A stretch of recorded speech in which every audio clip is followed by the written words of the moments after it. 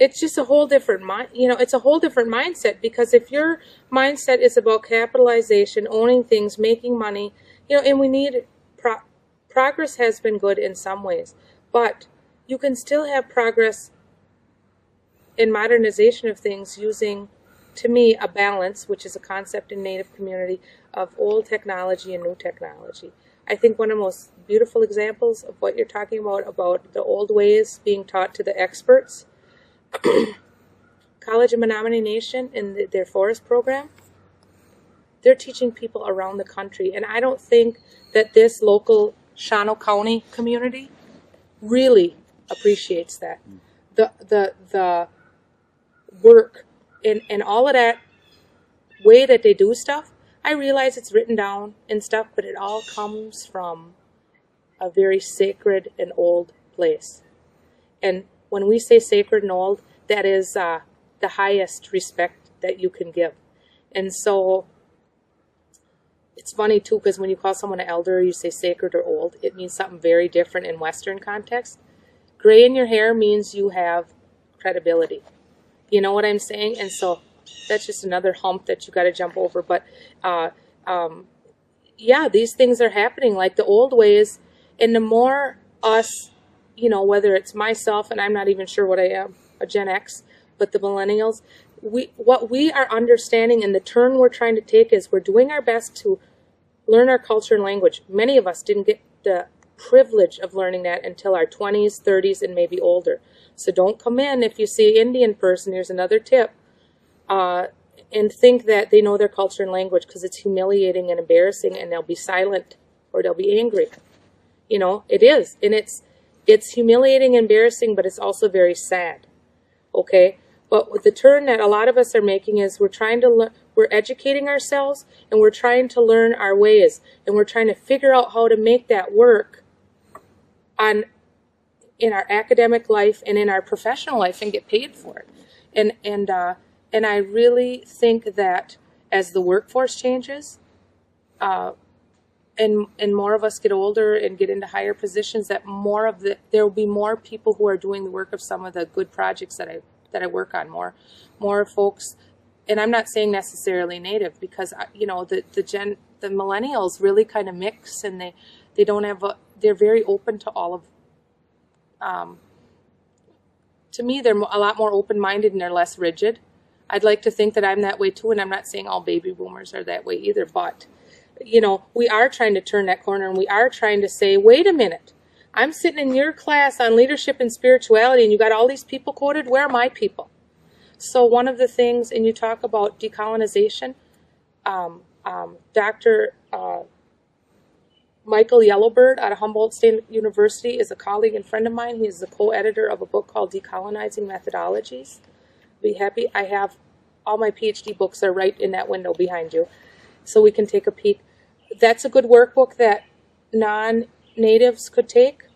I even use it as a Native researcher to kind of check myself in my own work that I'm doing, because I'm assimilated. I went to public schools. I went to public universities. And if I don't check myself, who's gonna? Well, elders and stuff.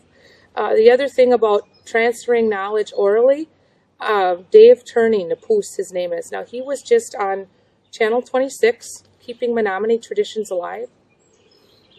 He would be a great person to talk to, as well as Monique Tyndall. Both are my relatives. Both work in university. And are educators and are traditional to the hilt. Like way more traditional, like their weekends are always in ceremony, and they're teachers of our communities. And anyways, they talk about that oral tradition and keeping it alive and how does it apply. I mean, Dave Turney is a professor at UW Green Bay. He runs my sweat lodge, the sweat lodge I go to. He gave me my Indian name, but he doesn't, when he gives tests in class, he does like the Indian 101 at University of Wisconsin Green Bay. He does oral tests like the elders used to do. So I'm saying some people bristled, like, what are you doing? We're in this university, right? They have one of the best and fastest growing programs in the state, and I would probably say the country in turn. And Dave, the way he teaches in the old ways, even though he's in a university, kids learn more and more about it, which it was my next point I was going to make is, don't always think you can learn about community-based participatory research or indigenous research in a book. It's good to read a couple, but I challenge people to get out of their comfort zone of going to a professional development workshop or going to a book. You need to do experiential learning or community-based learning, which means sometimes I learn more by just helping elders pull weeds out of the garden or doing their yard work or taking them out to eat or to get their groceries than I would in any book. And my elder, Dave Turney, says the best source of knowledge is oral knowledge because books can't talk back. Books can't challenge you. And so when you're building capacity, it's not only just about community-based research, it's about relationships and experience, and it's about observation. And if you are going to ask an elder that question, give them your tobacco, that's sacred medicine. The other thing is, elders don't always tell you the answer. They are very much process-oriented. They want you to, they'll say, well, what do you think? They'll give you the typical Indian answer is what we call it, off the record, kind of. Now I'm on the record.